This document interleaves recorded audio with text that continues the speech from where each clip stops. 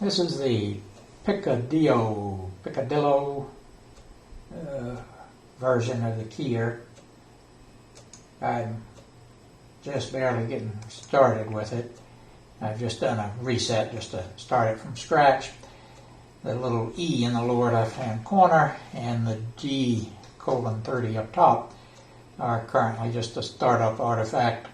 I don't have the decoder audio input wired up yet, so the analog input pin is just floating, and it decides that it copied an E at 30 words a minute. It's not of any concern. Eventually I'll get the audio section added to the board that's inside this thing.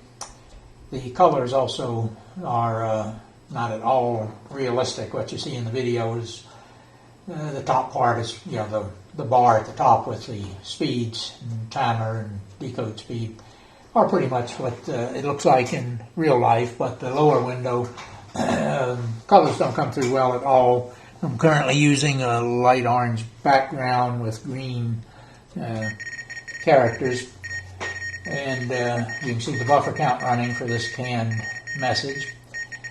And I just got the scrolling working probably yesterday. Don't think it was this morning.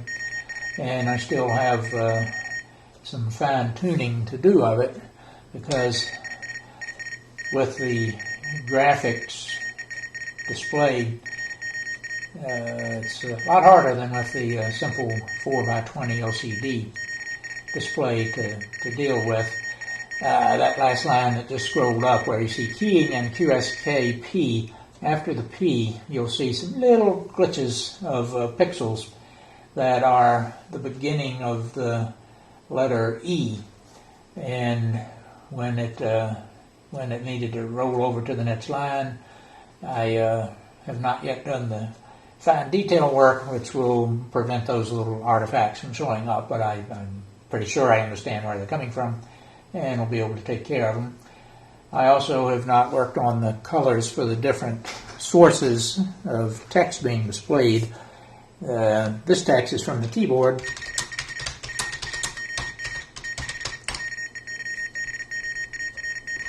and this is from the paddle.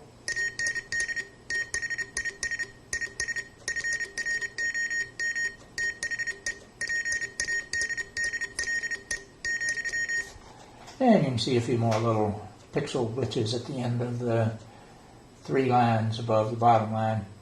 So it's going to be a long process to support all of the display features that are currently on the LCD, and make more use of this much nicer display.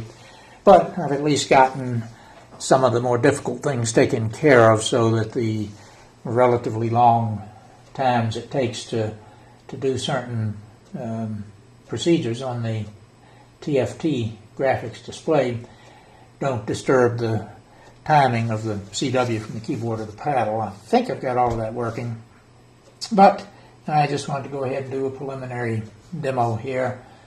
The timer indication up on the top row is showing a warning that the ID is more than 10 minutes.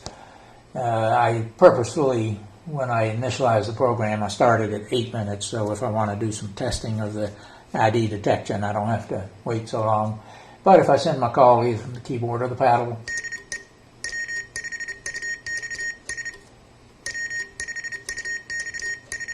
and don't make any mistakes, then the timer gets reset to 0, and it briefly shows the fact that it detected the ID by displaying the ID. If I do it with a canned message from the keyboard, it'll do it right now.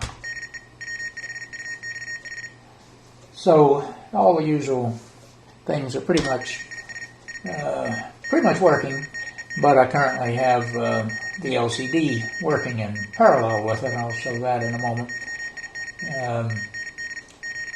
The scrolling, I wasn't sure when I first picked up this PICadillo last year, close to a year ago.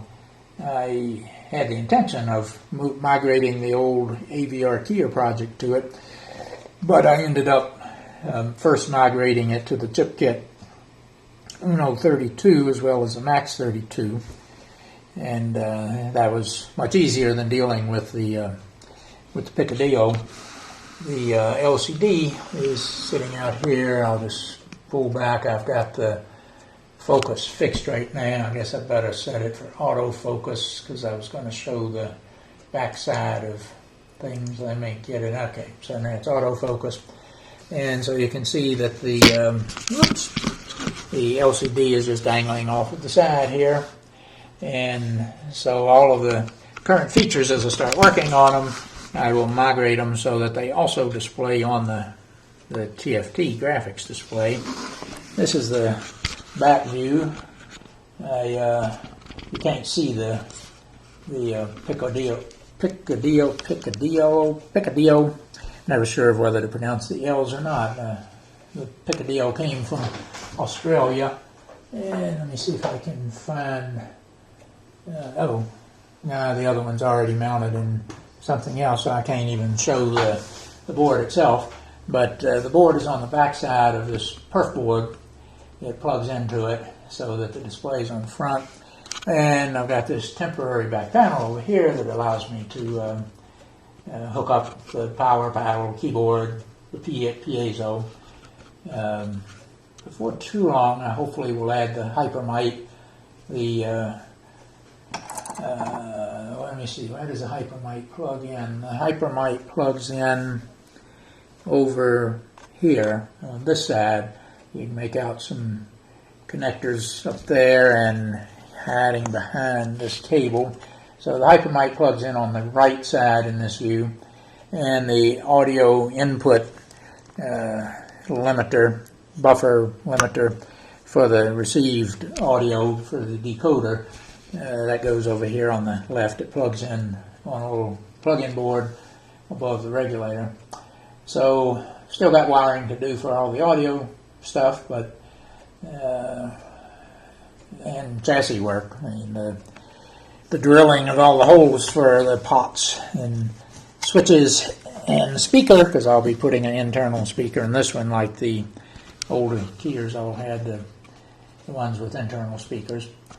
But so a lot of work left to go, but at least I am at this stage, and I feel like it's going to make a functional keyer if I don't run into some nasty things.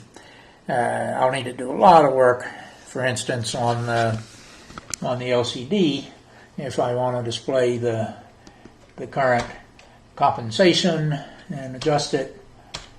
This is what I normally run as 1.5 with the rig and ICW, and you can see that none of that's on the TFT yet. So I might, I'm not sure how I'll do it, but I'll probably just clear the top few lines of text and display the compensation and things like side tone. Where's the side tone frequency? Is that this key? Yeah, side tone there. Other temporary type things. This is locking the decoder at the current speed. So all of these things that right now are handled on the LCD are not yet handled on the TFT, and it will be a long process to get them all. But maybe in another couple of months I'll have a more finished version to demonstrate. So that's plenty of enough time wasted here, and I will close this one down.